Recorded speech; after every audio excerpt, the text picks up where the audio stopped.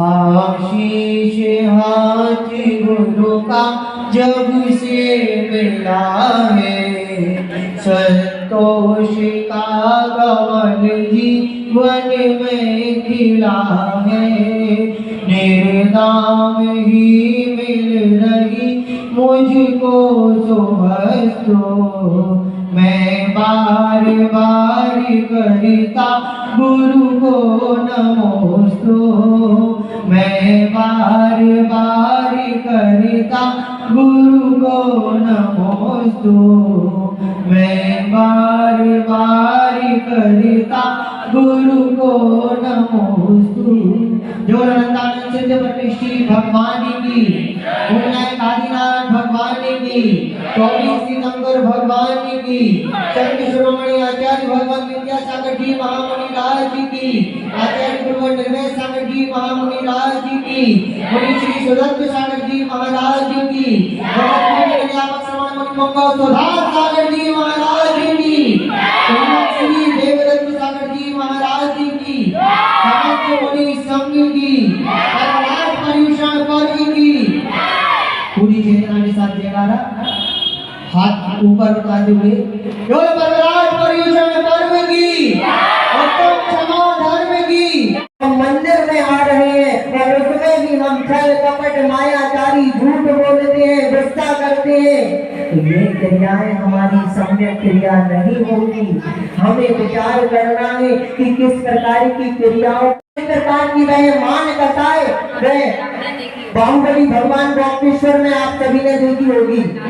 वे चामुंडराय जी ने बड़ी भक्ति भाव पूर्वक वे बाहुबली भगवान जी की प्रतिमा को बनाते हैं। कई वर्षों की मेहनत के बाद में बाहुबली भगवान जी की प्रतिमा बनकर तैयार हो जाती है और कहती ही आचार्य गुरुवर वर्धमान सागर जी के सत्संग सानिध्य में बाहुबली भगवान का महामस्तक का अभिषेक होना होता है और वे चामुंडराय जी घोषणा कर देते हैं कि यह प्रतिमा तो बाहुबली भगवान की, चामुंडराय जी की घोषणा कर देते हैं वह कि बाहुबली भगवान की प्रतिमा तो मैंने बनाई है।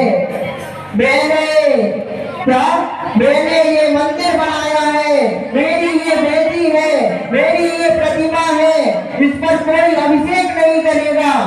किस प्रकार का वह चामुंडराय जी घोषणा कर देते हैं कि प्रथम कलश तो बाहुबली भगवान का ये प्रतिमा मैंने बनवाई है, मेरी माता श्री की आशीर्वाद से और उनकी आज्ञा से ये प्रतिमा बनी है, तो पहला कलश तो मैं खुद ही करूंगा।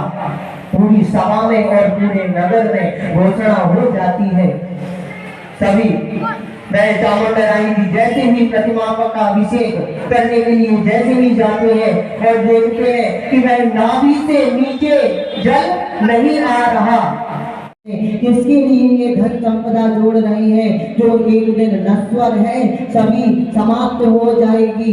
गुरुदेव ने प्रातःकालीन कहा था कि कफन में सुन रहे हैं भैया जी, पूरी बातें एक एक बात सुन रहे हैं, एक एक बात ध्यान है हमें, आपने और डेली आप समझाओगे, लेकिन हम भी खूब समझेंगे, लेकिन आप तो अगले 11वें दिन आकर देखना हमारी क्रिया कैसी सम्यक बनी है।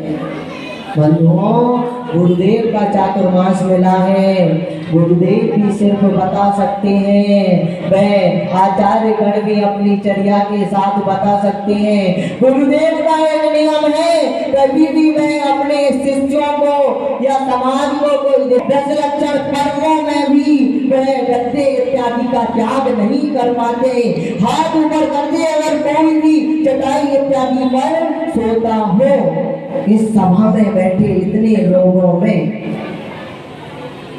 10 दिनों में कौन ऐसा व्यक्ति है जो गद्दे इत्यादि का त्याग किए हुए हैं? लेकिन एक शिक्षक बने हैं जो संतदान का इत्यादि में आने के पहले ये नियम ले लो कि हम अभिषेक करेंगे, क्रियाओं के साथ करेंगे, किसी से मान नहीं करेंगे, किसी से मायाचारी नहीं करेंगे, किसी पर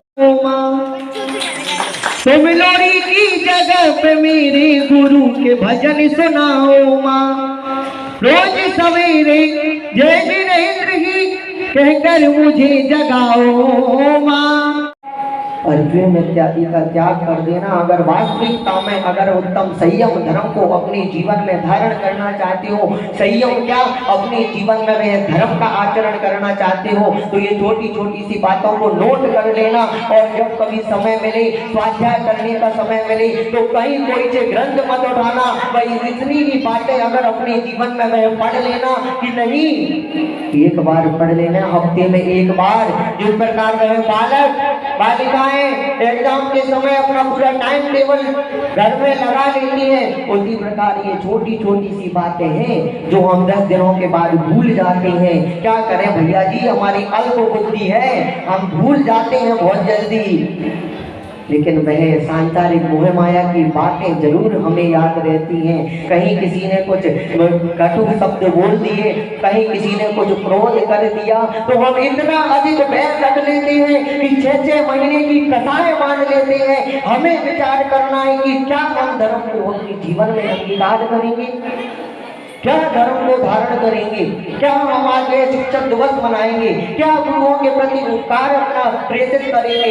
हमें विचार करना है। अगर वास्तविकता में अगर गुरुओं का उपकार हमें करना है, तो ये छोटे छोटे से नियमों को किस प्रकार कहते हैं। गुरुदेव ने आज तक किसी से ऊंची आवाज में बात नहीं की। 100 में मूर्ति हमारे मुनि सुदत्त, तो इसका महत्व समझ लो, जान लो कि ऐसे प्रभु के दरबार में हम रह रहे हैं, तो हमें कैसी क्रियाओं को करना है, किस प्रकार से वचन बोलना है। कम से कम इतना ही कह रहे हैं और कुछ नहीं कह रहे कि मंदिर जी में आके मात्र है अपनी क्रियाओं में सुधार कर लेना। तो वास्तविकता में देखना, आप लोग कुछ ही समय में अतिशय पाएंगे आदिनाथ भगवान जी का, और गर्व से कहेंगे कि नहीं, हमारी आदिनाथ भगवान जी की प्रतिमा वह अतिशयकारी प्रतिमा है। विचार करना है हमें किस प्रकार की क्रिया में क्या देखना है, अनुपमा हमें विचार करना है।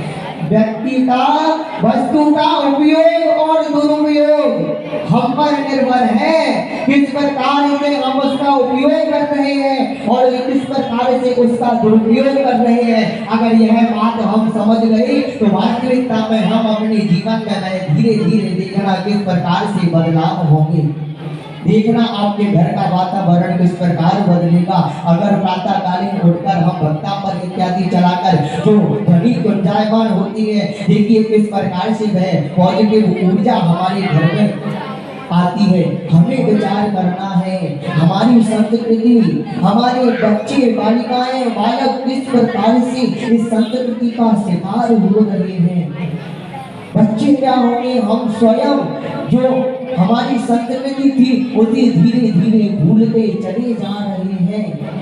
हमें विचार करना है। हाँ ठीक है, उसका उपयोग हमें लग रहा है, तो हमें विचार करना है किस प्रकार से उसका उपयोग और दुरुपयोग। इसका मात्र यही है कि हमें धीरे धीरे अपने परिचय को कम करते जाना है। हाँ ठीक है, हम 1 घंटे 2 घंटे का ठीक है टीवी देखने का नियम ले लें, और नियम ये जरूर ले लेना अपने घरों में का नियम ले लें, और नियम ये जरूर ले लेना अपने घरों में प्रतिदिन कुछ करो ना करो, जो देखो या ना देखो, प्रतिदिन अपने जीवन में अगर धर्म को धारण करना है और कुछ बदलाव करना है, तो प्रतिदिन संध्या कालीन 6 बजे वह जिनवाणी चैनल जरूर लगा लेना।